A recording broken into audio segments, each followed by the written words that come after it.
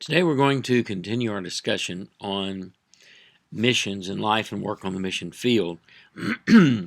Okay, so you know that God wants you to go to the mission field. You have an idea what it is God wants you to do. You know about where He wants you to go. Now you're going to have to answer the question of how are you going to do that?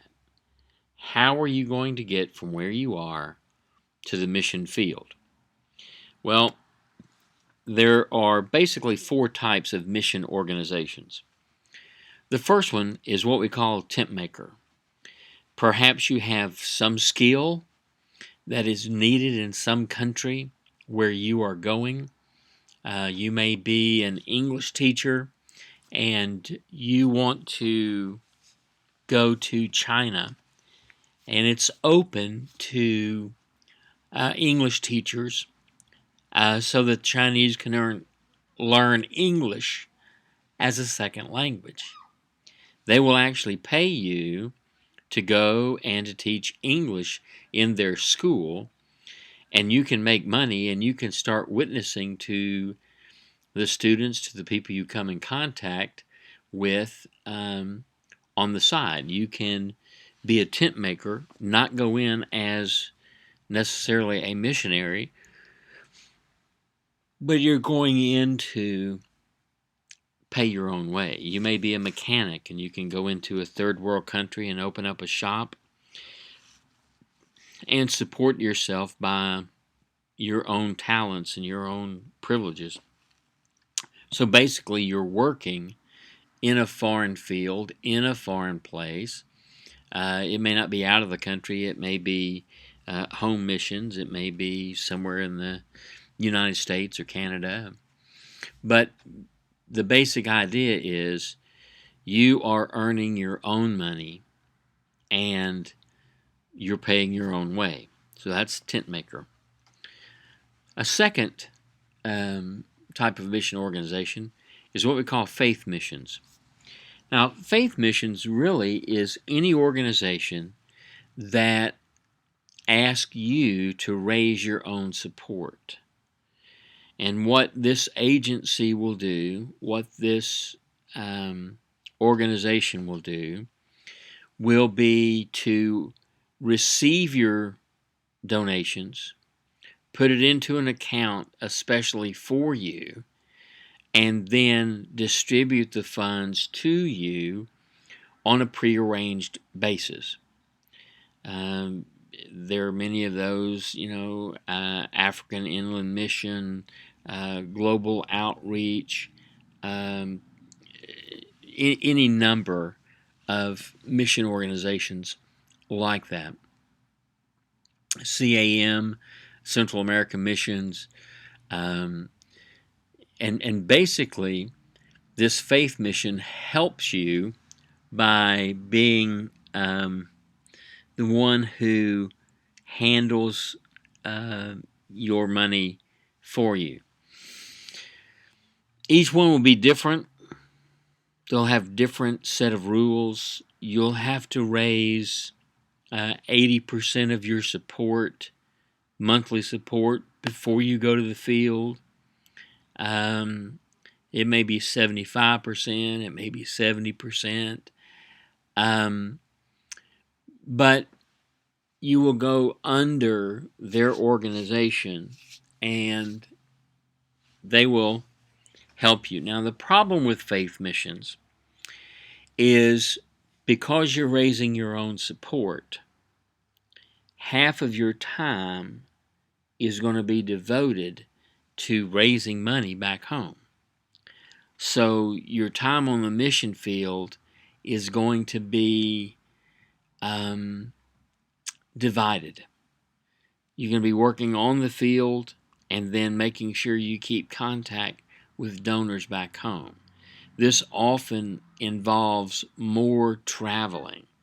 So you have to go back to America to make sure that you're raising the funds that you need to keep you on the field. If the needs on the field increase, then you have to travel back to America to raise the funds, and then back to the country to use the funds. So still, there's a lot of freedom in going with a faith mission. It's a lot of freedom. You can set your own time schedule and goals and things like that. Another way is to start your own organization. You don't really want to go as a tent maker. You don't really want to go through another sending agency, because oftentimes those faith missions will keep a percentage of the funds that you raise to help you manage your money. So you're actually raising money, and part of it goes to that mission organization. You can start your own, but starting your own has its own downside as well. You have to file for a 501c3 in this country. You have to have a board of directors. You have to have quarterly reports. You have to make sure you file with the IRS of all the contributions you received and all the disbursements that you've made. And it is total freedom within the law. But you can go and come on the mission field as you choose. You can appropriate the money directly to the needs that you see fit, and there you go. Now, the fourth way is to go through an ascending agency with full support, like the Southern Baptist Convention. Now, going through an agency that gives you full support, there are more paperwork to fill out. You have to go through a psychological evaluation. You have to be looked at thoroughly. You have to be vetted through the IMB or North American Mission Board. And that takes a process. Now, the benefit of that is once you go on the mission field, you don't have to worry about raising money back home. You can devote 100% of your time to the work on the field. And that's one of the reasons why the Southern Baptist Convention set up the IMB to be able to do that. To be able to focus on the work. We will raise the money for you, but you stay focused on the work. Unlike a faith missions or even starting your own mission organization, you're always looking back to the donor base. So your mind is divided. Half your mind is on the field, half your mind is back home, how to raise the money for it. When you go with this full ascending agency that has full support, then you don't have that worry about back home. You can stay focused 100% on the field. It's harder to get that done than some of the other ways, but the benefits, if that's appealing to you, then the benefits are much better. Medical, dental, travel, all that stuff. All right, so basic questions to consider when you're seeking a mission agency. Okay? And this is going to be on your final exam. Okay? First question you need to ask yourself is, what is its theological position? Are they evangelistic? Are they a covenant theologian? Are they charismatic? Are they Calvinist? What is their understanding theologically? Are they a Mormon organization? Are they a Church of Christ organization? What is it? What is their theological position? Because once you choose that mission organization will become recognized on the field by you. By what you do, they will say, oh, well, that's a global outreach missionary.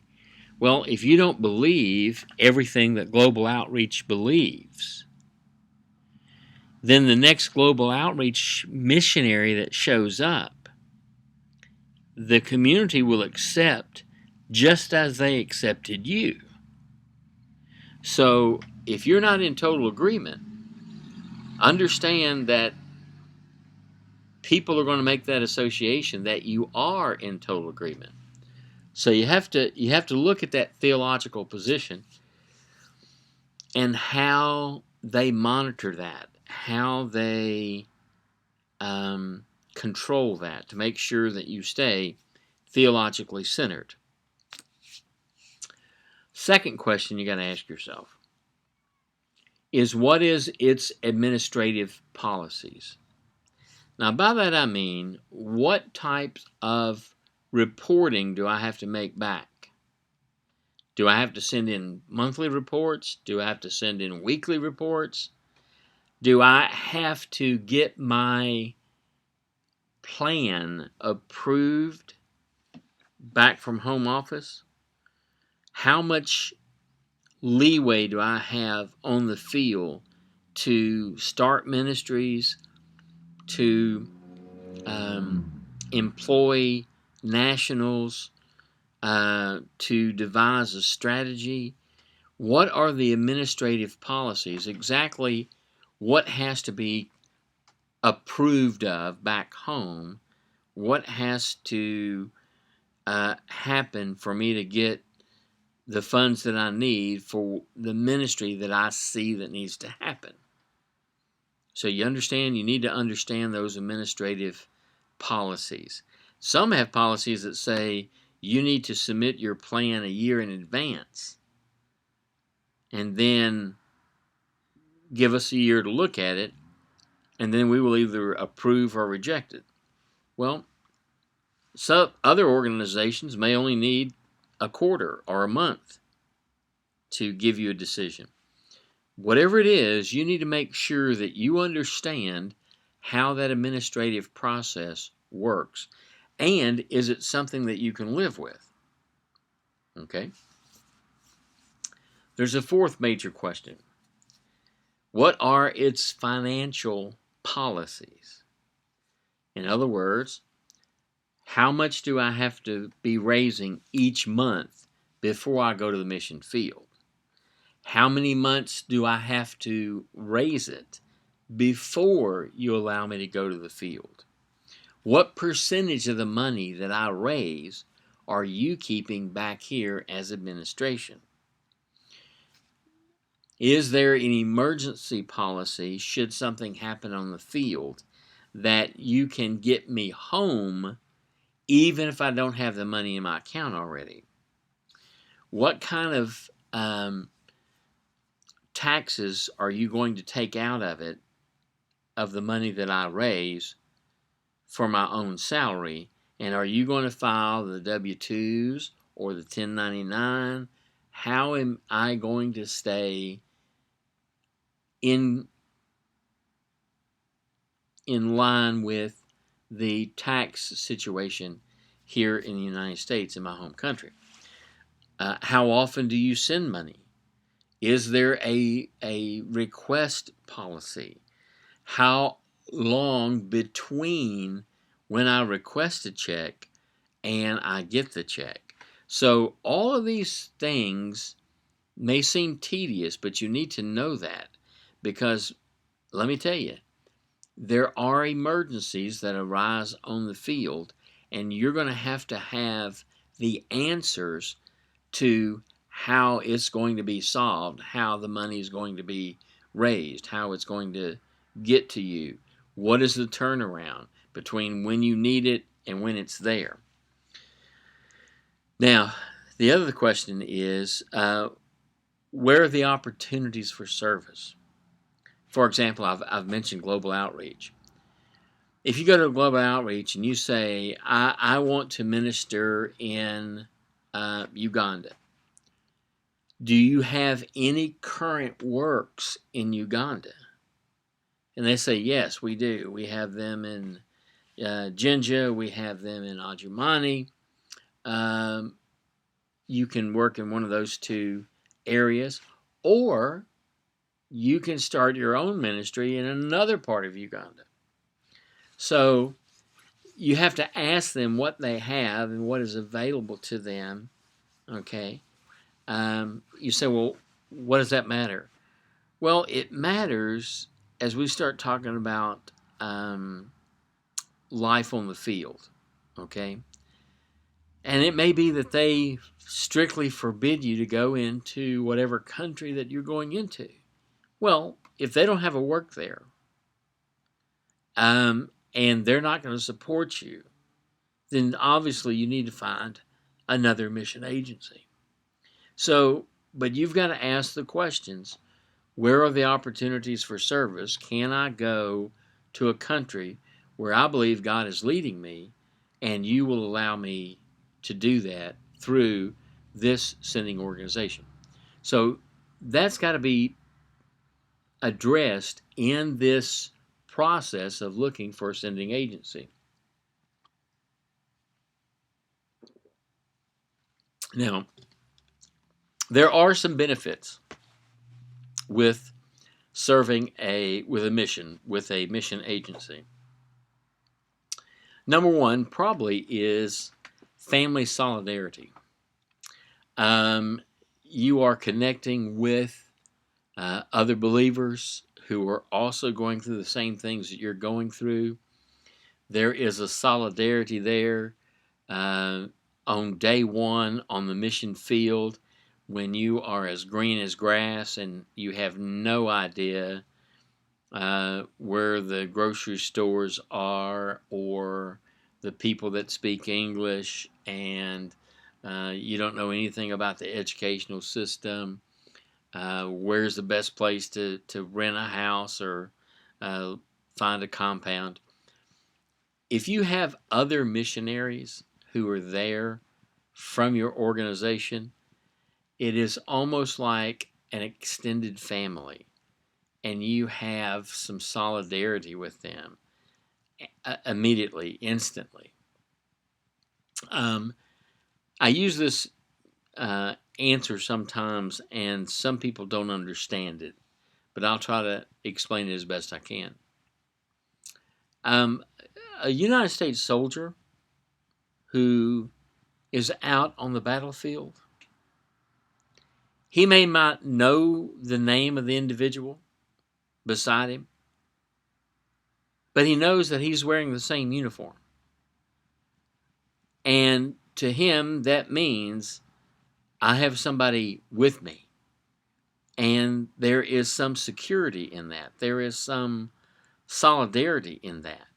Even though we've never met, we don't know each other, but we are both wearing the same uniform. So that gives us a natural bond. Secondly, there is some financial security for going with a sending agency. You don't have to worry when the money is coming. You know when it's coming. You don't have to worry about, did I have, 15 donors who didn't send anything this month because they forgot, or it was Christmas, or they got a new pastor and they voted not to continue supporting. If you're going with a sending agency like the Southern Baptist Convention, you don't have those worries. You have complete financial security because you know it's going to be there. They've done this enough. They have figured out, when they need to wire money, when they need to transfer money, whether they do it twice a month, whether they do it once a month, what day they're going to send it on, what day you're going to receive it, or it's going to be into your account. So it does provide some financial security doing it that way. A third thing, Christian fellowship. Now, if you're moving over there and you have your wife and your children with you, or your husband and children with you, you're going to a foreign country where they speak a foreign language, where they look differently than you do. Okay? They act differently than you do. And one of the things that you're going to go through is culture shock. And you're going to need that Christian fellowship. By going with a mission organization, and there are already other missionaries there, you have Christian fellowship. So that even if y'all are all working in different parts of the city or different parts of the country, you can come together relatively easily and have family fellowships and be encouraged. Listen to other Christians who are going through the exact same thing that you're going through, and you have that type of fellowship.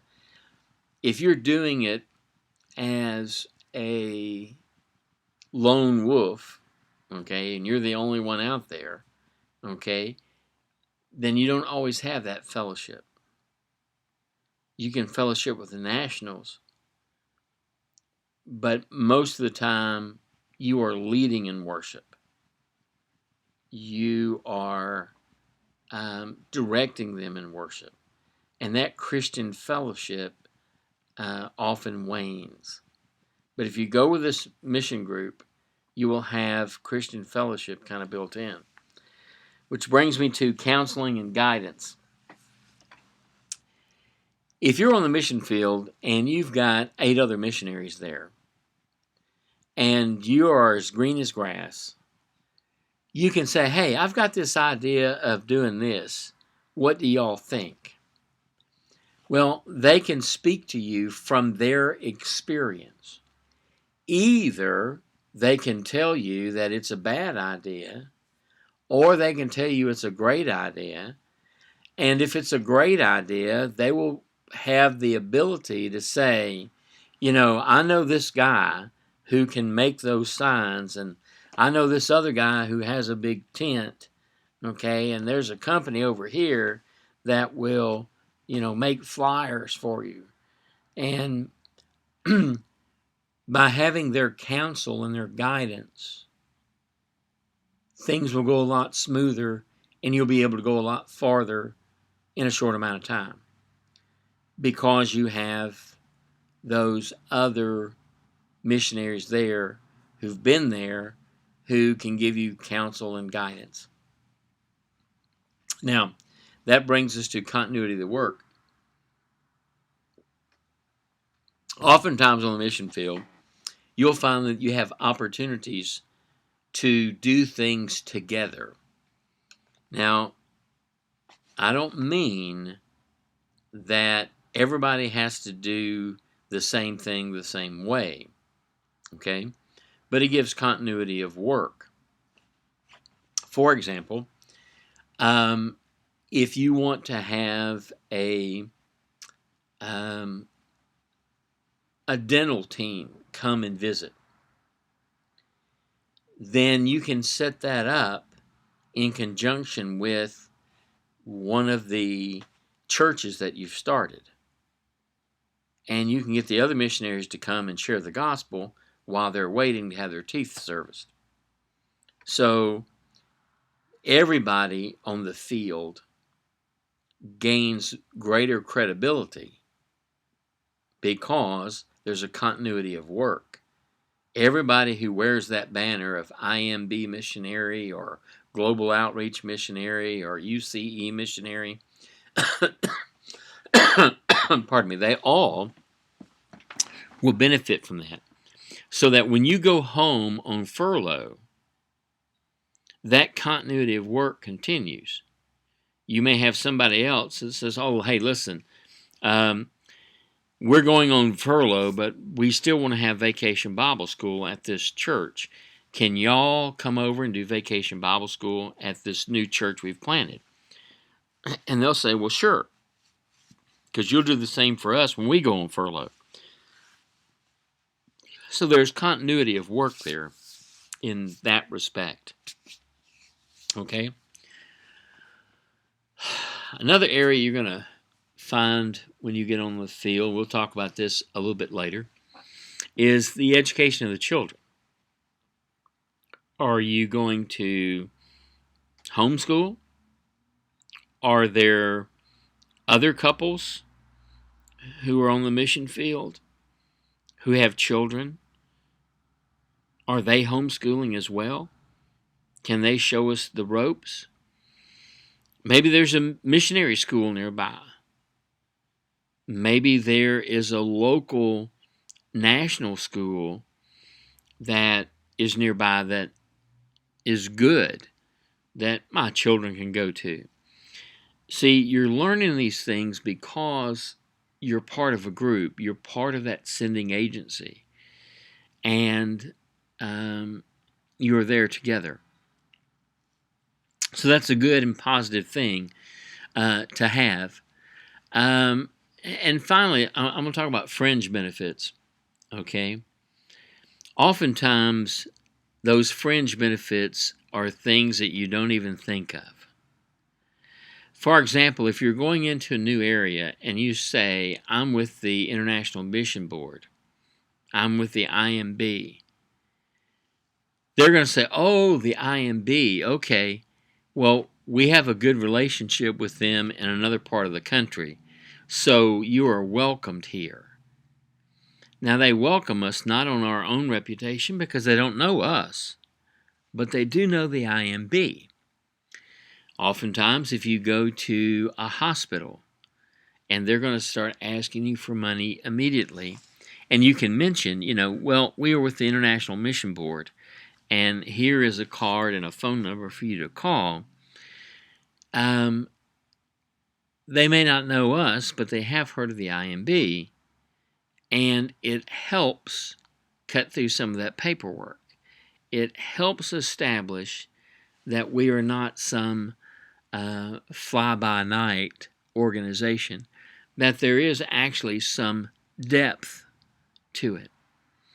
So there's a lot of other fringe benefits like that. If you go through the IMB, for example, there's the Lottie Moon Christmas offering, and all that money goes to projects on the field. You may find that you're entitled to a new car this year, or maybe this piece of equipment that you put on your list of things that you needed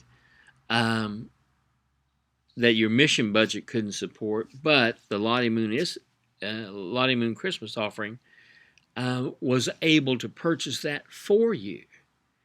So, you get it ahead of time. You get it sooner than you thought. And that's one of the fringe benefits of being able to do that. Also, if you go with the IMB missionaries and you have total support, usually it serves as 4 years on the mission field, 1 year off. And if you decide to stay 4 years on the field and come back for 1 year, the IMB still pays you while you're at home on furlough, just as if you were working on the field.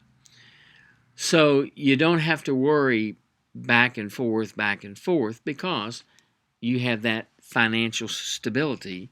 You have that fringe benefit. You also have the fringe benefit of being identified with missionaries all over the world. So there's some advantage to that as well.